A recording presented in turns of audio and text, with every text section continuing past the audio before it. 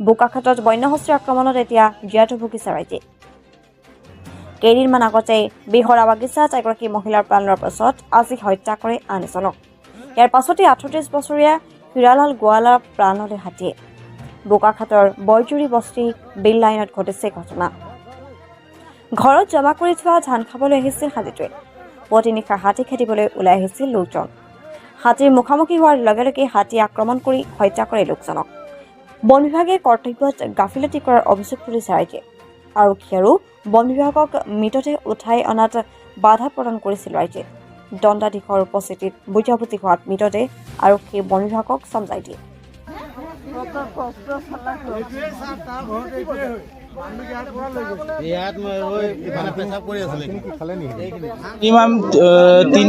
তিনিটামান বজাত মোৰ ঘৰত ফোন এটা আহিছে। মোৰ লগৰ ল'ৰা ইয়াৰ পৰা ফোন কৰিছে যে বিতুল,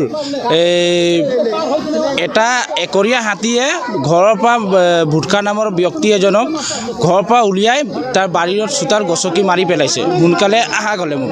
মই কৈছোঁ ঠিক আছে। লগে লগে মই ফৰেষ্ট ডিপাৰ্টমেণ্টক ফোন কৰিছোঁ, ফোন ৰিচিভ কৰা নাই first time. Second time phone কৰিছোঁ, ফোন ৰিচিভ কৰা নাই। 3 নম্বৰ টাইম মই ফৰেষ্টৰ যোনটো কণ্ট্ৰল ৰুম আছিলে, এইটো নাম্বাৰ আছিলে, সেইটোক ফোন কৰিছোঁ। ফোন লগে লগে উঠাইছে আৰু কৈছে ঠিক আছে মই মানুহ পঠাই আছোঁ। তাৰপাছত মানুহ পঠালে। তাৰপৰা এনেকুৱাই হাতীৰ উৎপাত ইয়াত, এনেকুৱাই হাতীৰ উৎপাত মানে মইতো 3 দিনলৈকে হোৱা নাই। মই ডাইৰেক্ট কৈ দিছোঁ মই 3 দিনলৈকে হোৱা নাই। মই গোটেই ৰাতি মানে মোৰ নিজৰ ফেমিলিক আৰু মই নিজৰ খেতিক মই পূৰা পাহাৰা দি আছোঁ। মই 3 দিনলৈকে হোৱা নাই, কিন্তু ফৰেষ্টক ফোন মাৰোঁ, ফৰেষ্ট আহে। 3টাহে ফৰেষ্ট মাত্ৰ আহে। 3টা ফৰেষ্টত কি প্ৰটেকশ্যন দিব? তাৰপৰা আমাৰ ওচৰত মাদালজুৰি কেম্প আছে, সি আহে, কিন্তু সি আহে কি কয় সেইটো আমাৰ এৰিয়াত নপৰে। মই সেইদিনা ডাইৰেক্ট কৈছোঁ হাতী পাৰ হৈছে, তাক মই ডাইৰেক্ট কৈছোঁ হাতী খেদি দিয়ক। সি কৈছে এইটো আমাৰ এৰিয়া নপৰে। এইটো কেনেকৈ কথা হ'ব? আপোনালোকে কওকচোন এইটো কেনেকৈ কথা হ'ব? আজি আমাৰ মানুহ মাৰি গ'ল, গুচি গ'ল হাতীয়ে। আপোনালোকে কওক কেনেকৈ কথা হ'ব এইটো? তাৰপৰা সেইদিনা পানীকাই খুৱাইছে, সি কৈছে ৰাইফলেদি কাম নহ'ব, এইটো ৰাইফলেদি কাম নহ'ব। কেনেকৈ আমি জিন্দা থাকিম?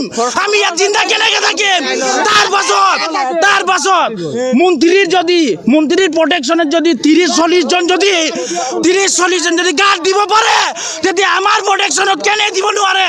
আমাৰ জনসাধাৰণক কেনে দিব নোৱাৰে? এইটো আমাক লাগে।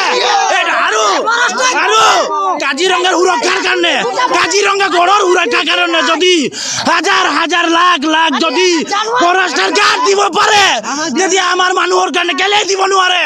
এইটো চৰকাৰৰ প্ৰথম প্ৰশ্ন। দ্বিতীয় প্ৰশ্ন হ'ল আমাক সুৰক্ষা লাগে।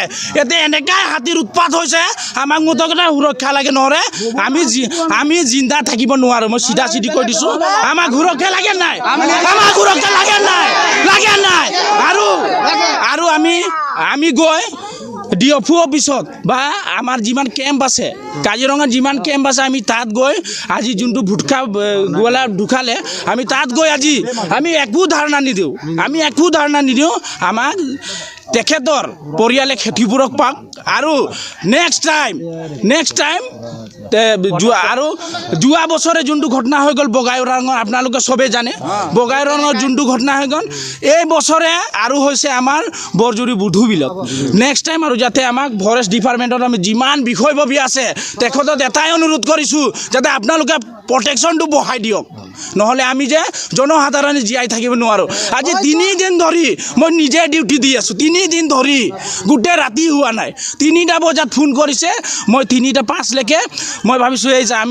আৰু ভাবিছোঁ মোক এই পিছলা ইয়াৰ VDP প্ৰেচিডেণ্টে কৈছে যে ইয়াত হাতী আছে, এতিয়া আহিব নালাগে, সেইকাৰণে মই অহা নাই। আৰু মই ৰাইজক এটাই অনুৰোধ কৰিছোঁ যাতে আপোনালোকে হাই হুলস্থুল নকৰি মানে ডেড বডিখন উঠাই দিবৰ কাৰণে মই বিশেষ অনুৰোধ জনাইছোঁ। আৰু